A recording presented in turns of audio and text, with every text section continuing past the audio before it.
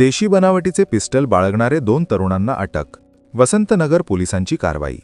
दिनांक 27 फेब्रुवारी 2026 रोजी दुपारी 12:30 वाजताचे सुमारास उपविभागीय पोलीस अधिकारी पुसद यांचे पथकाला गोपनीय माहिती मिळाली की पुसद ते वाशिम जाणारे रोडवर 2 तरुण हे मोटरसायकलवर पिस्टल बाळगून फिरत आहेत.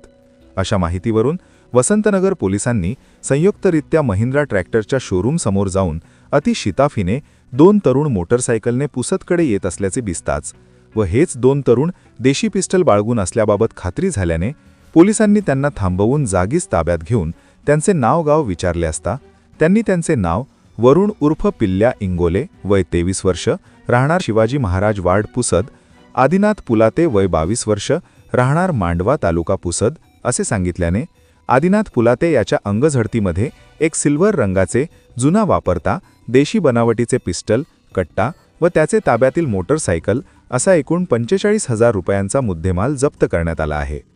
आरोपींविरुद्ध वसंतनगर पोलीस स्टेशन येथे भारतीय हत्यार कायदा तसेच भारतीय न्याय संहितेच्या कलमान्वये गुन्हा नोंद करण्यात आला आहे.